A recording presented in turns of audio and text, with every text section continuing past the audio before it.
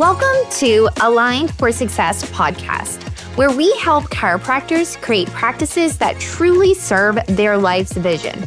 I'm your host, Dr. Nikki and I'm here to show you how to break free from stagnation, grow your practice, and rediscover the joy of why you became a chiropractor to begin with.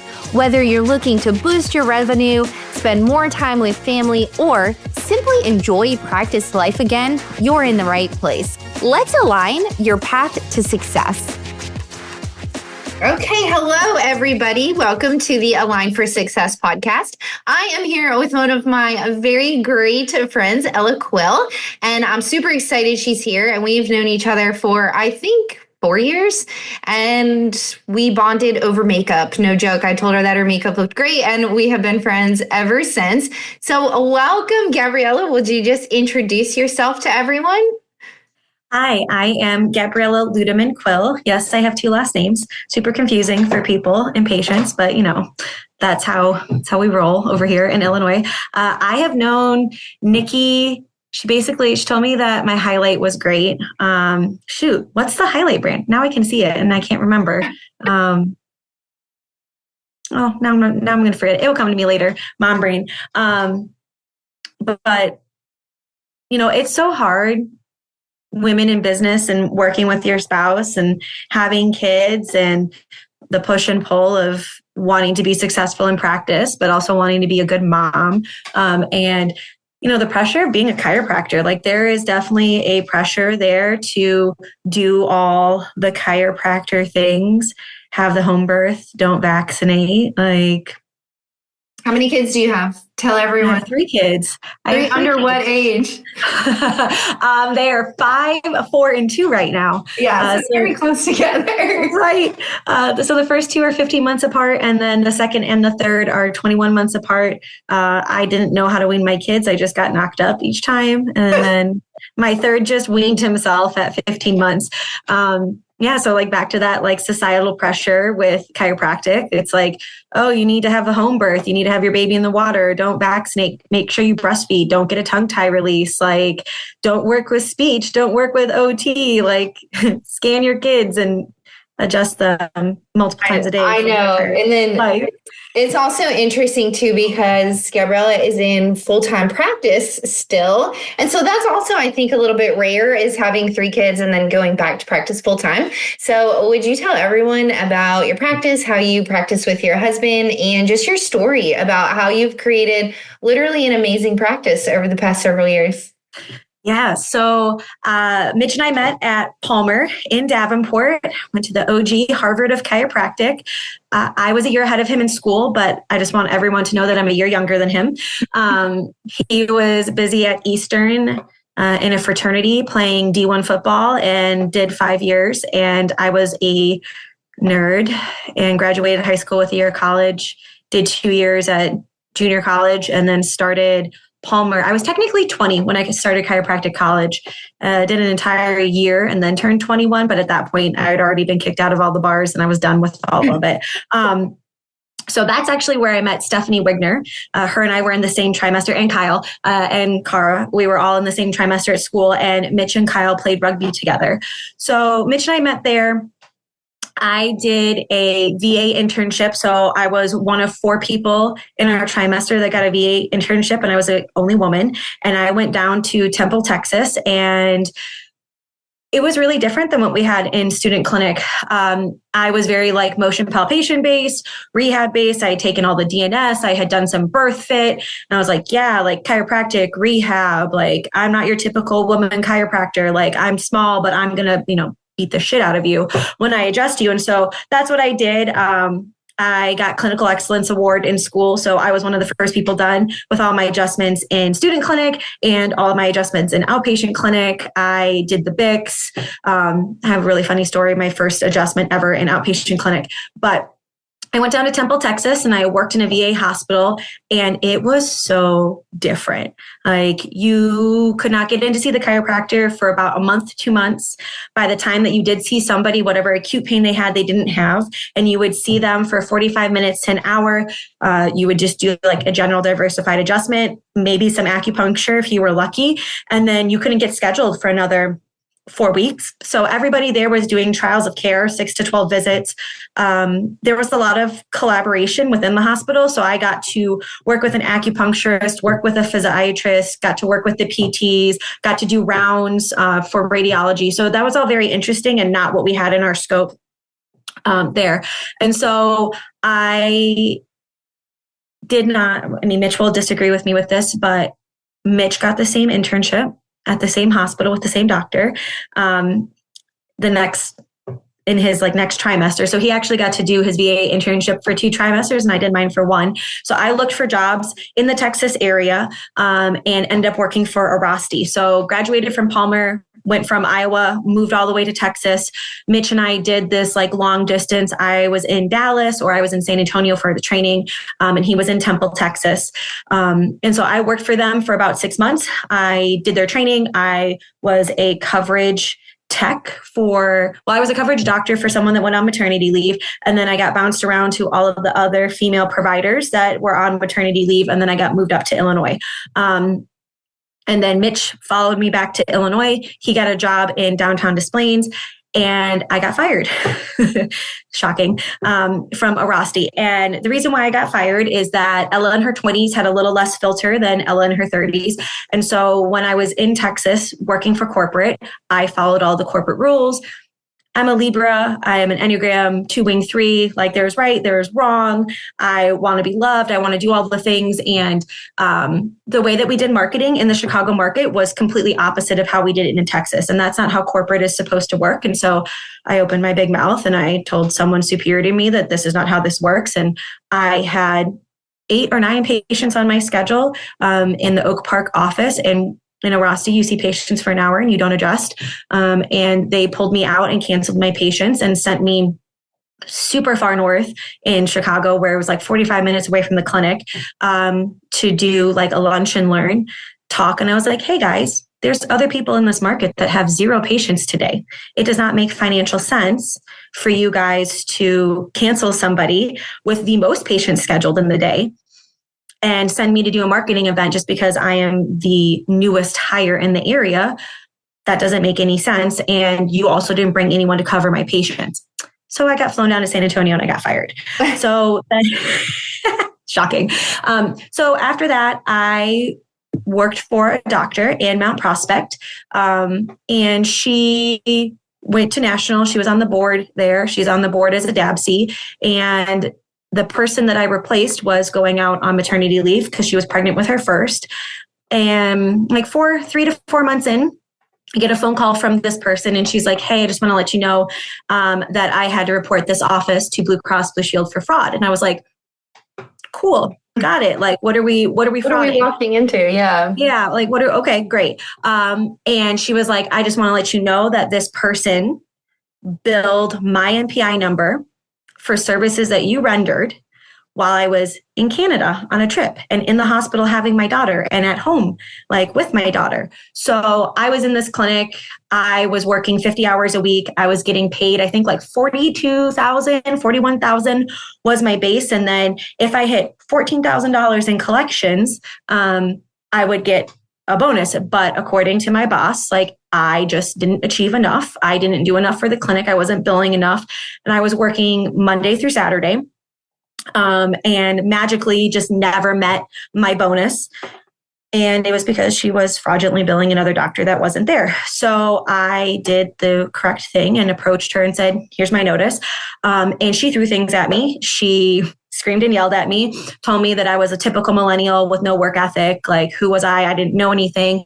And then I came into the office the next day and she had packed all of my stuff up in a box and she made me sit in the back. And I think I waited for her for 3 hours because it was a power play on her end. And then she came back and was like, you need to sign this and you need to sign that, and walked out and was like, okay, Mitch, we are living together in Chicago. We have a rent to pay. I need a job. Well, unfortunately, when someone whistleblows for fraud, you can't get a job anywhere because all of your stuff is suspended because Blue Cross Blue Shield was actively investigating my license. So I couldn't get a job afterwards because there was an active fraud case. So I ended up opening up a cash gym or a cash clinic in our CrossFit gym. So I got a second job at Lululemon, and I worked retail Lululemon so that I could pay the bills, because I'm not going to let Mitch just pay for all of our rent, because I decided to do the right thing and not commit fraud. So I saw patients there in our CrossFit gym, and then I worked retail. Dude, I love this, because you're like, this bad thing happened to me. Someone was like using my MPI number. I was under investigation for fraud that I didn't do. And I was just like, that's not going to stop me. And it's how many people would have let that become like the biggest excuse of like, well, I just have to wait until Blue Cross figures this out, and then I'll find a job. But you're like, you know what? Like, I'm just going to set up shop in the CrossFit gym. I'm going to do cash services. Oh, and that's not going to be enough. I'm going to go get a second job. So your boss was obviously wrong. You're not a typical millennial. You had the hustle. Right. But yeah, that's so cool. I didn't know that. So that's awesome. Yeah. Yeah, keep going. That's so good. Yeah, so I had a 5-mile non-compete, and if you go from Mount Prospect to Des Plaines, Mitch's office that he was in was like 4.9 miles. So his boss was like, "Hey, you're really cool. I want to take more vacations. Will you come work part-time for me?" And I'm like, "Yeah, sure. I need money. I'll come work part-time in your clinic." So I worked part-time. Got a cease and desist letter the day of our rehearsal dinner, because my ex-employer is vindictive. And we just kind of responded back like, "Hey, here's all this record of fraud. So bet." So for 4.9 miles, she was like, you're 0.1 within the 5 miles. Okay. Yeah. Oh my gosh. Okay. Okay. Go ahead and be petty. Like, it was very intentional that she sent it to us on the day of our rehearsal dinner. And I'm like, "Oh, but here's all your evidence of fraud. So like, good luck." Yeah, good luck. Go for it. Our contract is now null and void. So we worked for him for a couple years. Mitch and I accidentally got pregnant. All 3 of our kids, by the way. We do know how that happens, but that was not my plan, was not our goal. I blame my friend, Erin Emily, which you should also have her on the podcast. I did some functional medicine stuff with her for 1 month. She shortened my cycles, and bam, we got pregnant with Addie. So Mitch went to the CrossFit gym that Monday morning. I don't know why, but I had like some pregnancy test, and I took it, and I was like, "Oh crap. Like, we're pregnant." And then I was in disbelief. So I took 7 of them that day, because I just didn't believe everyone, because I was like, no way, like, we just got married. We've been married for 9 months. Like, I just started this functional medicine stuff. Like, how did we get pregnant? Like, I know how we got pregnant, but like, how? Like, it's supposed to be really hard. And this worked great for 5 years, our methods. And now all of a sudden, like, I do functional medicine for 1 month and I'm pregnant. Like, this is not okay. So we didn't know what we were going to do. Our contracts were up with that doctor in August, and it just ended up being something that we realized that we needed to find our own job. But then the problem was that the practices in the area that were for sale would have all catered to me. And I'm like, that doesn't work. Like, one cannot buy a practice and then leave 3 months in. Like, that doesn't make sense statistically. But at the same time, we wanted to be safe and secure and have Mitch stay in his associateship, because I was like, well, if somebody's going to leave, it's going to be me, because I'm the one having the baby. So like, you need to have the steady job. So there's a lot of things that fell through. We did actually go to the Virgin Islands to look at a practice, a CrossFit gym office combo, which we then later, through the grapevine and people we met, found out that there was also a lot of Medicare fraud there. So it's interesting, because God, the universe is always like working in our favor. And we're like, yeah, like, something about this is just not right. Like, we're not going to do this. So we ended up seeing, Mitch found a practice for sale in Bolingbrook, messaged the guy, and the guy's like, yeah, come down and meet me on Thursday. And we drove there, met him like after hours. And turned out that it was a guy that we went to Palmer with. He was only a couple years ahead of us. Him and his wife bought the practice together. She was only working on Tuesdays, and she was due with her 3rd, and I was due with my 1st, and she was due on August 19th, and I was due on August 21st. And we're like, oh, interesting. And then like, we go out to the parking lot, and like, him and Mitch have the same car. And we're like, oh, like, this will be an easy transition. Yeah. Right? Like, same Camry, same color. We're like, huh, interesting. And so we went through this process of like trying to buy a practice, which was a whole new thing. And nepotism at its finest. But Mitch's mom works for a bank, and their bank happens to do medical provider loans where you don't have to put anything down. Because we bought a practice for $599,000 and we did not have 10%. We did not have 20. Like we probably didn't even have 3% at that point. We had just gotten married and shelled all of our cash to our wedding. Yeah. So it just worked out that like what it valued at or what they had it listed for and what the bank valued it at was the same. So we were like, okay, like I guess this is what we're doing. So we purchased a practice and we moved 45 minutes away for where we had established ourselves. And I was in my second trimester and we're like, okay, let's go. And so we did that. We listened to the owner and we let go one person without even meeting her, which was probably a bad idea. And then we had like one office manager there.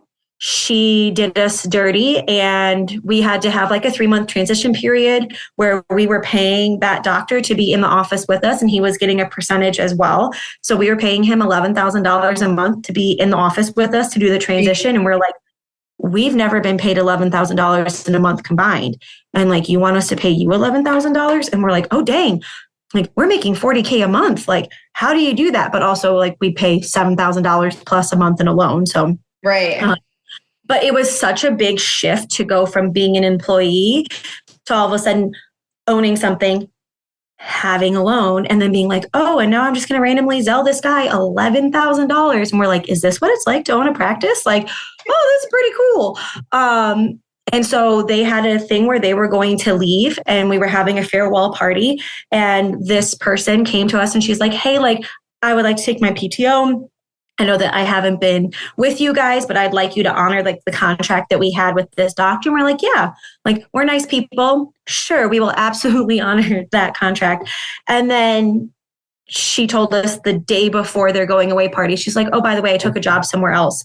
So I'm going to take my 2 weeks leave and I'm actually just going to take all of that vacation and I'm not going to be here and I'm not going to help you find anybody. Oh, gosh.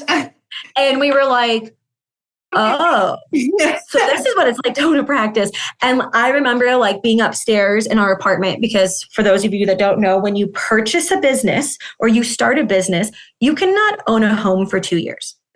You have to show as self-employed 2 years of income in order to purchase a home. So Mitch and I rented for the first 2 years of us owning a business. You know, everyone thinks it's all nice and glamorous, but we're like, yeah, no, we live in apartments at the end of the road. I just remember laying in bed crying. I'm like, what did we do wrong? Why didn't she stay? Why did we listen to this person and like fire that other person? Because now I literally have nobody. And they're leaving and I'm due in a couple months and I'm a whale and I can't get up in the morning. And at the time we were seeing patients at 6 a.m. Oh my gosh. 6 a.m. Oh, we did, I think, so Monday, Wednesdays used to be 6 a.m. to 8 p.m. That's insane. Okay, but that's also like, right. You do what you have to do when you're starting a business and you're getting it off the ground and you need to make money. And you're making it all at the same time. Right. So Mitch was like, we're not, like, you quit on us. We're not paying you out your PTO. Like, you actually have a contract with Quill Family Chiropractic. And you've worked for us for a couple months. Like, you've accrued no PTO. So like, no, you're not going to quit on us and us just pay you out for 2 weeks while we're left high and dry with literally no one. And she also did our billing. So you're like, so now I have to figure that out too. Right. So she came in. I remember this so vividly. Mitch had that conversation with her. She came in. She was banking on it being busy. It's like a Tuesday night. It was like 4:00. We just happened to have cancellations. And I'm like sitting there pregnant, facing the computer screen, trying to figure out billing. Mitch is like sitting there at the front desk, like waiting for a patient. And like the other doctor's just chilling there. And she walks in like a bat out of hell. And she was just like, you owe me this and you owe me that. And what kind of people are you? And blah, blah, blah. And like both of them just like sat there and like crossed their arms. And Mitch is just, you know, this big, intimidating guy and calm and cool. And he's like, yeah, no, like this is what your contract says. And she like walks out and then walks back in. And she's like, Dr. Ludeman, go F yourself. Like, and I'm like sitting there and I've like hiding and just like looking at the computer screen, like not making eye contact, like 8 months pregnant, feet swollen, miserable. And then I like start crying. I'm like, what did I do to you? Like, she's like, I know that you put them up to this and they're trying to protect you. And I know that it was you. And I was like, you need to leave before we call the cops. So yeah, that was 2019. And then this thing called COVID happened in 2020 and Mitch and I got pregnant again, because obviously we don't know how that happens. And so we navigated being in Illinois with all of our mandates. We had this whole like zoning thing and we're like, we're going to fail. Like, we're going to die. Like, we like have to have people so much distance away. Like, we had people spaced out. We had to take our Tuesdays and make them like high risk days where it was like one patient every 30 minutes. Like, oh my gosh. And this whole thing and this whole fight on like what you could or couldn't post. And we're like, how are we going to do this? And I remember like going into a closet in our x-ray room and like crying and calling a patient being like, I need you to come work for me. I need help. Like, I can't do this. Like, I can't continue to do this anymore. So we went through a series of trying to hire associates at that point, basically because I was perpetually pregnant and I was like, Mitch took a day with Addie. Yeah.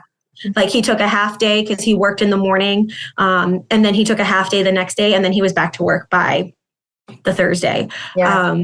So we were like, it'd be really nice now that we're pregnant again to have Mitch actually take like a week or something like that. That would be really cool. And we just went through like everything that everyone does with hiring associates. We sat there and we were like, okay, like, what did we like with our contracts? What did we not like? What is fair? What can we afford? And, given my history of fraud and then everything that happened with Mitch and his associateship, which I'll let him tell, we were just like, okay, like, we want to be better and we want to be fair. And I think in the start, 2020, we offered like a 50 or 60K base with like a percentage of collections. And we did have our associates bonus. We offer different pay structures now, but it was just interesting because we were getting people that were applying and like those people worked for clinics where there was a lot of PPP fraud. And we didn't like, how do you help people when like they don't know any different and COVID was a new thing and nobody knew what to do with PPP and stuff like that. So like our first associate took PTO, told us that him and his girlfriend were going to Colorado for a trip. He came back and gave us notice because she was in dental school and the plan was that she was going to work in Illinois, but they decided to move to Colorado. And I was God. Like, okay, buddy. But like, you have a time amount that you have to let us know. And so again, like, he was just like, well, I'm going to be gone and I'm not going to fulfill my contract. And then we're like, okay, well, we're firing you. And then he cried and then Mitch cried. And we're like, this is shitty. Like, this is, again, like not what we signed up for. And then we're like, what did we do wrong? Because we thought we gave this guy a good contract. Like, we thought that we were good people and we know that we treated him better than he was at his last job. And then it's like, there's no, like, who takes a vacation, a paid vacation to go interview for other jobs out of state? And then like, there's just this, it's interesting to see like the lack of understanding from like the business perspective, but the contract perspective with people where you're like, but you signed this contract and we've held up our end of the contract and you're choosing not to. And so that's something that we both, Mitch and I, have had to work out before because that's really hard. Yeah. And then we ended up hiring Gianna, who's our now part-time associate, but she's been the longest associate that we had. And she came off maternity leave, and then she worked for us full-time, and then she got pregnant, and then she continued to work full-time. We brought in a couple other associates. Someone got fired right away. Another one, kind of same thing. Like, he had a contract and he didn't follow it. And then he got mad and he gave us a 2 days notice. And we're like, we want to work with you. We're trying to work with you. But when you book a 2-week vacation and you don't get it approved ahead of time, right. Your PTO is only 1 week. Like, I'm not paying you for 2 weeks, but also like, you booked it during Gianna's maternity leave. And when Mitch and I are going to be gone, like, I'm not closing the clinic and having 4 doctors gone and having to pay 3 other staff and have no income coming in. Like, you have a contract for a reason. And had you had a conversation with us, we would have found a way to make it work. But instead, like, you and your wife just booked a 2-week honeymoon and just are like, pay me. And we're like, that, like, we can't. Yeah. So I'm sure that I could have a whole conversation on associates and associate pay and associate structure, because that's a whole barrel of monkeys. But we've kind of now stuck with this model of, we hire moms. We hire part-time female associates that are either pregnant or want to build their family, and they want to see patients because they don't want to give up their identity as a chiropractor, or, because we have like $200K in student loans. But they also want to be home with their family. So Gianna currently works Tuesday, Thursdays, and she works 9 to 6 those days. Now I work Monday, Tuesday, Thursday. And then we recently brought on Dr. Amber, and we hired her when she was over 20 weeks pregnant, because she got let go from a franchise that closed in our area. And we're like, yeah, like, you're a great personality fit. You've been hounding us for a job. Is it a little bit of a stretch financially to pay you full time? Yep. But we're waiting for her to have her baby literally any day now. And then she's going to come back and work part-time for a bit. I love that. I'm like, oh, like, we can make that work. Like, that side of the practice, the prenatal pediatric side, like, if I just have a doctor Monday through Friday, I don't really care how it happens. Right. Like, I have 2 associates that are working part-time that are basically like the same amount of experience. We now all have the same trainings. I'm like, it doesn't matter to me if it's 2 people that are working 20 hours a week or 1 person working 40. So that's the way that we've kind of structured them, bought back our time there. And then we hired a doc that wanted to retire. He actually retired and sold his practice.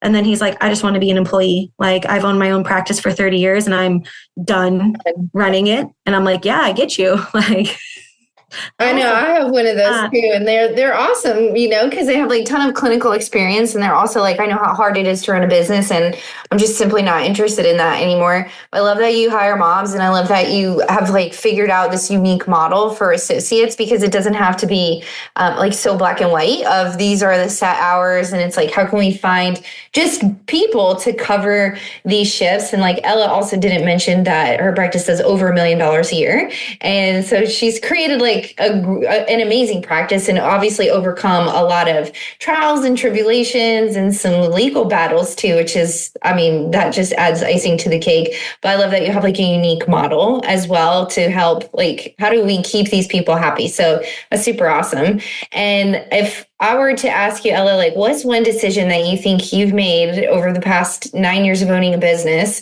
What's a decision you've made that helped to align your life for success? I think the biggest one for me has been doing Steph's 90-day sprint.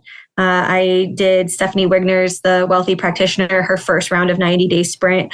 But from a business perspective, do you see a lot of talk about profit first? And that was never something that we implemented in the practice. But one of the things in 90-day sprint that Steph is so big on is carving out a CEO day. And what are your non-negotiables for yourself in your practice? And I just like stepped back and was like, okay, like, I have people that are able to do things the way that I want them done at 80 to 85%. I have a team that has been with us for a long time that is also competent to be able to do those things. And I'm like, what am I lacking in my life that would make my quality of life so much better and make me significantly less burnt out? And 90-day sprint, I was like, I'm going to work out for 30 minutes every day. So I started that. I got to pull up my little watch because I don't remember what my badge is. I think I am on, what is it? 200, like maybe like 294. That's awesome. I remember that when you're like, I started walking every day, and then now I see like you're in the gym every day. Yeah. So I have done, oh no, that's my move goal. I don't remember anymore. Like, it's a lot. I'm almost at 365 days. That's awesome. I've done 308 days of working out a half an hour every day.